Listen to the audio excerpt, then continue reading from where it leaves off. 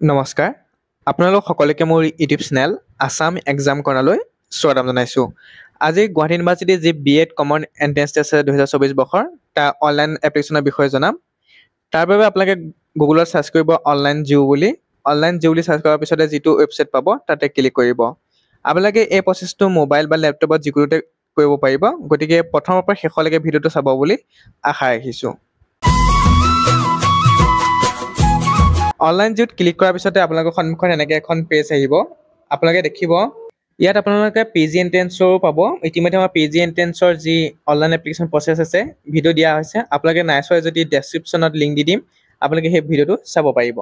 ইয়াত দেখিছে জিঅ' B.Ed common entrance test 2024-25 application for the B.Ed common entrance test দেখিছে লাইভ নাও, আৰু যি ইনষ্ট্ৰাকশ্যন আছে সেইখিনি দিয়া আছে। আপোনালোকে ক্লিক সেইটো ভিউত কৰি পেলাই ইনষ্ট্ৰাকশ্যনখিনি চাব পাৰে। যিটো অনলাইন এপ্লাই কৰিম, গতিকে আমি ক্লিক সেইটো এপ্লাই বুটনত ক্লিক কৰিম। তাৰপিছত আহিলে ইয়াত দেখিছে আপোনালোকে application for B.Ed common entrance test আৰু এপ্লিকেশ্যন ফৰ PGET। PGET কাৰণে PGETত ক্লিক কৰিব যিসকলে দিব বিচাৰিছে, আৰু এণ্ট্ৰেন্সৰ কাৰণে এণ্ট্ৰেন্সত ক্লিক কৰিব। লাষ্ট ডেট 2 জুলাই বুলি কৈছে, গতিকে আপোনালোকে 2 জুলাই আগতেই অনলাইনখিনি কমপ্লিট কৰিব।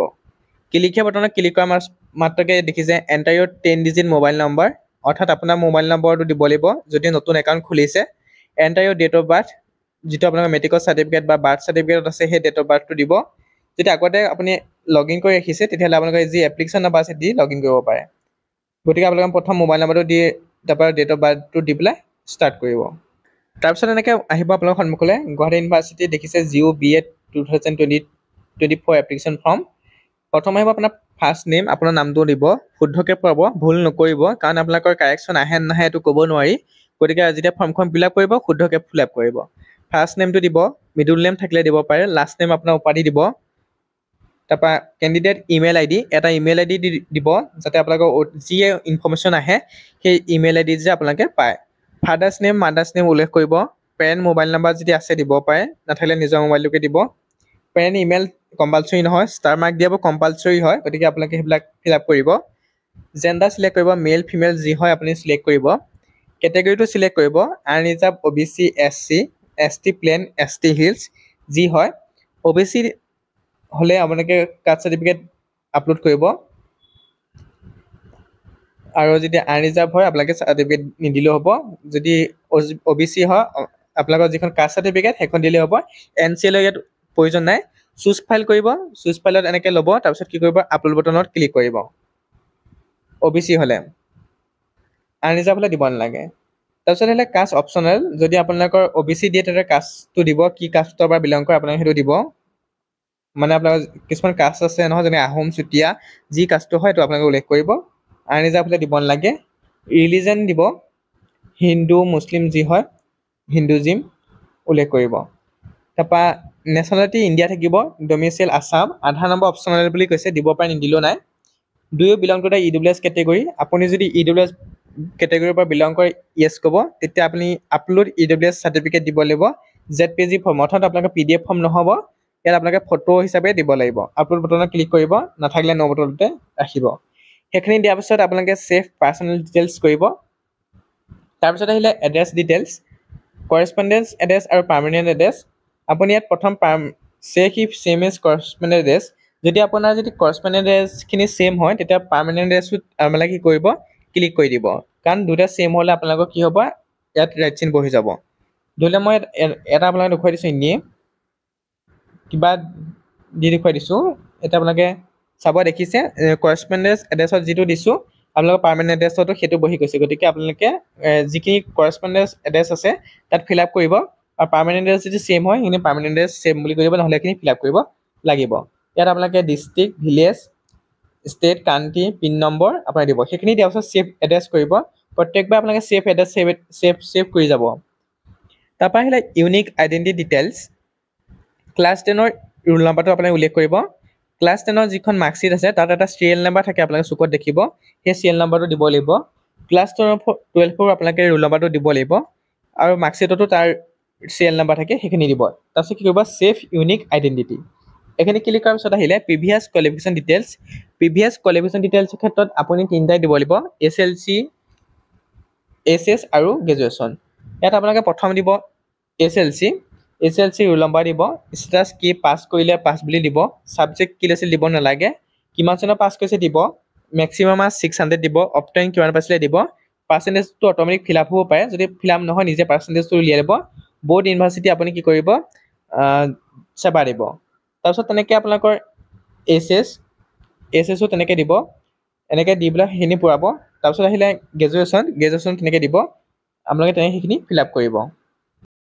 আপোনালোকক দেখুৱাবৰ কাৰণে মই জাষ্ট ফিল আপ কৰি দেখুৱাই দিছোঁ, আপোনালোকে এনেকৈ দিব লাগিব দেখিছে, SLC 10+2 আৰু গ্ৰেজুৱেশ্যনৰ ৰোল নম্বৰ ইয়েৰ মেক্সিমাম মাৰ্কছটো দিব আৰু অপটেন মাৰ্কছটো দিব।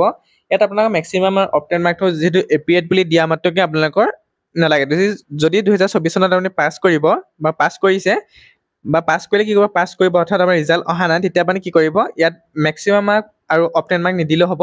যদি পাছ কৰিছে ৰিজাল্ট আহিছে 6 ছেমিষ্টাৰ, তেতিয়াহ'লে আপুনি মেক্সিমাম মাৰ্কছ যদি CBCS হয় 10 নিব আৰু অপটেন মাৰ্কটো আপুনি আপোনাৰ যিখন মাৰ্কশ্বিটত আছে মাৰ্কশ্বিটত থকা অপটেন মাৰ্কটো আপুনি উল্লেখ কৰিব। সেইখিনি দিয়াৰ পিছত এনেকৈ আপোনালোকে ফিল আপ কৰিব। ফিল আপ কৰাৰ পিছৰ পেজলৈ আহিব, আপোনালোকে কি কৰিব, ইয়াত কৈছে যিসকলে এপিএড হৈছে তেওঁলোকে 0 ৰাখিব বুলি উল্লেখ কৰিছে। তাৰপিছত আহিলে graduation marks, maximum marks in major subject আৰু জেনেৰেল ছাবজেক্ট মাৰ্কছ একেটা থাকে, ইয়াত আপোনালোকে 10 দিব মেক্সিমাম মাৰ্কছটো। যদি ৰিজাল্ট আহিছে, ৰিজাল্ট আহিলে আপোনালোকে কি কৰিব, যিটো মাৰ্কছ পাইছে গ্ৰেড পইণ্ট ধৰি লওক আপুনি 8.58 পাইছে অভাৰঅল, সেইটো দিব। তেনেকৈ জেনেৰেলতো একেটা ছেম নাম্বাৰ ৰাখিব, 8.58 ৰাখি দিব। যদি আপোনাৰ পাছিং নাই হোৱা অৰ্থাৎ পাছ নাই কৰা যদি আপুনি কি কৰিব, 0ত ৰাখি পেলাই এতিয়া ফিল আপ কৰিব।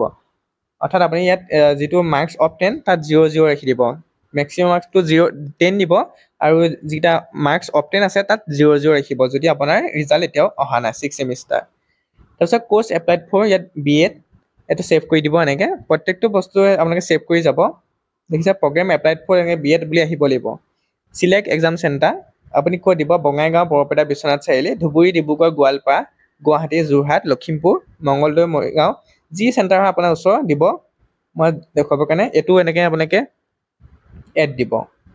তাৰপিছত প্ৰিফাৰেঞ্চ আহিছে, ইয়াত কৈছে প্ৰিফাৰেঞ্চ কি কৈছে 2 আৰু 1 2 প্ৰিফাৰেঞ্চ, আপুনি কেইটা প্ৰিফাৰেঞ্চ এক্সাম চেণ্টাৰ কেইটা প্ৰিফাৰেঞ্চ দিব বিচাৰিছে। যোৰহাটৰ এক্সাম চেণ্টাৰ বহুত পৰে ন, আপুনি প্ৰিফাৰেঞ্চ কোনটো দিব বিচাৰিছে সুধিছে, প্ৰিফাৰেঞ্চ 1, অৰ্থাৎ আপুনি 3টা এক্সাম চেণ্টাৰ দিব পাৰিব। ধৰি লওক যোৰহাট প্ৰথম দিলে, আপুনি ডিব্ৰুগড় দিব বিচাৰিছে, তাক প্ৰিফাৰেঞ্চ 2 হিচাপে দিব, ছেভ কৰি দিব।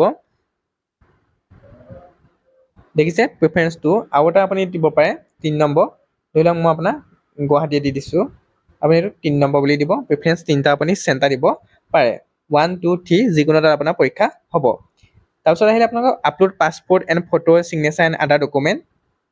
ৰিচেণ্ট পাছপৰ্ট চাইজ ফটোগ্ৰাফ দিব 500 KB, ছিগনেচাৰ দিব 500 KB, upload DOB proof and qualification certificate, এইখিনি 500 KBতকৈ হ'ব নালাগিব, ZPG ফৰ্মত চব। আৰু যি আপোনালোকৰ ফাইনেল লাষ্ট ছেমিষ্টাৰ মাৰ্কশ্বিট বিচাৰিছে, যদি 6 ছেমিষ্টাৰ ৰিজাল্ট দিলে তেতিয়াহ'লে অনলাইনত পোৱা মাৰ্কশ্বিটখনে আপুনি দি দিব। যদি 6 ছেমিষ্টাৰ ৰিজাল্ট নাই অহা তেতিয়াহ'লে আপুনি 5th ছেমিষ্টাৰত পোৱা মাৰ্কশ্বিটখনকে আপলোড কৰিব। যদি 6 ছেমিষ্টাৰ ৰিজাল্ট দিলে, যদি আপোনাৰ যিখন অফলাইন মাৰ্কশ্বিট সেইখন নাই পোৱা, তেতিয়াহ'লে অনলাইনত পোৱাখনকে আপোনালোকে ইয়াত আপলোড কৰি দিব। সেইখিনি দিয়াৰ পিছত ডিক্লেৰেশ্যন দিব, ছাবমিট কৰিব। ছাবমিট কৰাৰ পিছত আপোনাৰ প্ৰিভিউ আহিব, এই গোটেইখিনি ডিটেইলছ আপুনি এবাৰ চাই ল'ব। তাৰপিছত হয়তো আপোনালোকৰ পে'মেণ্ট আহিব, পে'মেণ্টে হেৰিয়াৰ পিছত আপোনালোকৰ ফৰ্মখন এবাৰ চাবলৈ দিব, ভুল হৈছে নে শুদ্ধ হৈছে। তাৰপৰা আপোনাৰ পে'মেণ্ট আহিব, পে'মেণ্ট কিমান এতিয়ালৈ গম পোৱা নাই, আপোনালোকে যিসকলে ছাবমিট কৰিব তেওঁলোকে জনাই দিব কমেণ্টত কিমান পে'মেণ্ট হয়। মই আপোনালোকৰ কমেণ্টটো পিন কৰি দিম, তেতিয়া বাকী ষ্টুডেণ্টৰ কাৰণে ভাল হ'ব। যিসকলে কমপ্লিট কৰিব তেওঁলোকে পে'মেণ্টটো উল্লেখ কৰিব কমেণ্টত, ঠিক আছে। এইখিনি আছিলে Guwahati university BEd common entrance টেষ্টৰ অনলাইন এপ্লিকেশ্যন প্ৰচিডিউৰ। যদি ভিডিঅ'টো চাই উপকৃত হ'ল, লাইক কমেণ্ট শ্বেয়াৰ কৰিব, লগতে চেনেলটো ছাবস্ক্ৰাইব কৰি দিব। Thank U.